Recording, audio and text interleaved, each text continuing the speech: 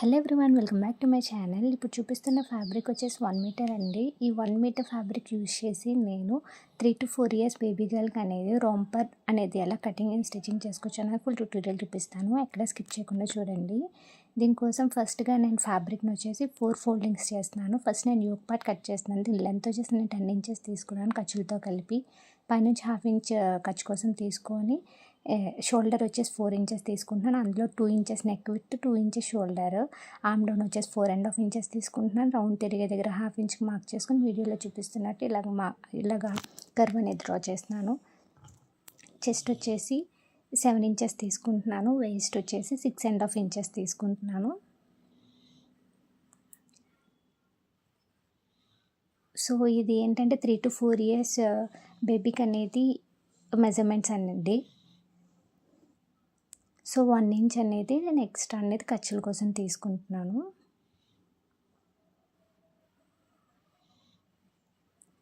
So neck deep వచ్చేసి నేను 2.5 inches తీసుకుంటున్నాను, ఫ్రంట్ అండ్ బ్యాక్ కూడా. సో రౌండ్ నెక్ అనేది మార్క్ చేస్తున్నాను. సో ఇప్పుడు బాటమ్ పార్ట్ అనేది ఎలా కట్ చేసుకోవాలో చూపిస్తాను. బాటమ్ పార్ట్ లెంత్ వచ్చేసి 20 ఇంచెస్ తీసుకుంటున్నాను.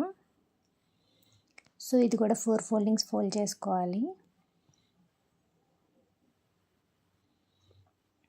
సో ఇప్పుడు బాటమ్ ఎలా కట్ చేయాలంటే మనం యోక్ పార్ట్ కట్ చేసాం కదా, అది అనేది వీడియోలో చూపిస్తున్నట్టు ఇలా ప్లేస్ చేసుకోవాలి. ప్లేస్ చేసుకున్న తర్వాత ఎగ్జాక్ట్గా మనకి యోక్ పార్ట్ విడ్త్ అనేది ఎంత వచ్చిందో అంత మార్క్ చేసుకుని ఒక 1/2 ఇంచ్ కానీ 1/4 ఇంచ్ కానీ మార్క్ చేసుకోవాలి ఖర్చుల కోసం. సో ఇలా మార్క్ చేసుకున్న తర్వాత చూడండి, నాకు 8.5 ఇంచెస్ అనేది వచ్చింది. సో ఇప్పుడు కింద క్రాచ్ వచ్చేసి నేను 8 ఇంచెస్ తీసుకుంటున్నాను.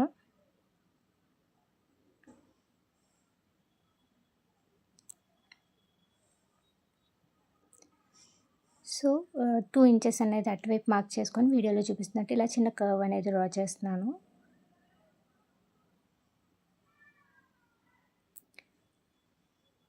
సో ఇప్పుడు నాకు క్రాచ్ దగ్గర విడ్త్ వచ్చేసి 10 ఇంచెస్ వచ్చింది. సో దాని కిందన మనం లెగ్ విడ్త్ వచ్చేసి నేను 9 ఇంచెస్, 1 ఇంచ్ మైనస్ చేసుకొని 9 ఇంచెస్ తీసుకుంటున్నాను. మన ఇష్టం అండి. అక్కడ ప్లాజోలో కావాలి అంటే 1 ఇంచ్ మైనస్ చేసుకోవచ్చు, లేదు నాకు నార్మల్గా ప్యాంట్ కావాలి అని అనుకుంటే ఒక 2 ఇంచెస్ అనేది లెస్ చేసుకోవచ్చు కింద లెగ్ దగ్గర. సో ఎలా అయితే మార్క్ చేసుకున్నానో అలా అయితే కట్ చేస్తున్నాను.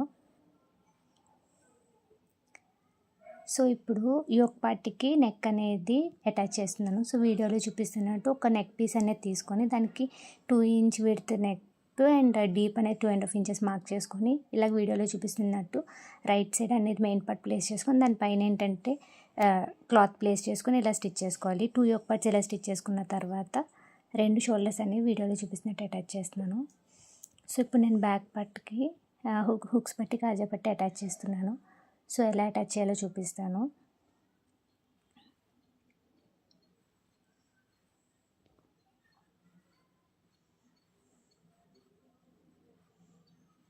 సో ఇప్పుడు షోల్డర్స్ అనేవి అటాచ్ చేసేసాను.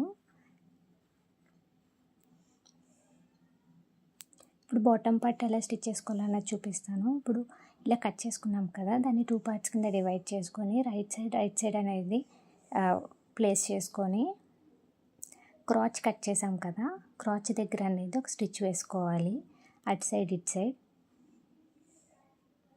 సో వీడియోలో చూపిస్తున్నట్టు ఇలా స్టిచ్ అనేది వేసేసుకోవాలి. సో స్టిచ్ చేసుకోవడం అయిపోయిందండి.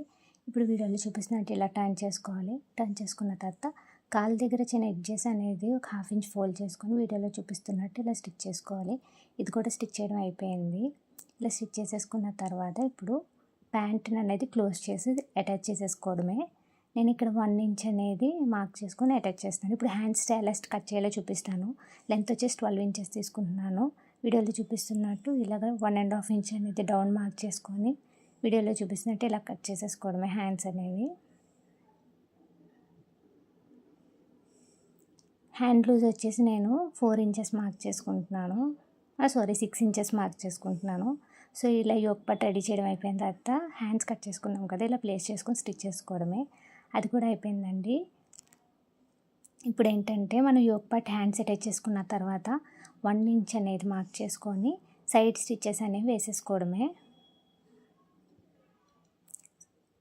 అటు ఇటు సైడ్ స్టిచ్ వేసేసుకోవడం అయిపోయిన తర్వాత కింద ప్యాంట్ ఉంది కదా, ఆ ప్యాంట్ని పైన యోక్ పార్ట్ని మిడిల్కి చూసుకొని దాన్ని అటాచ్ చేసేసుకోవడమే లోపలికి.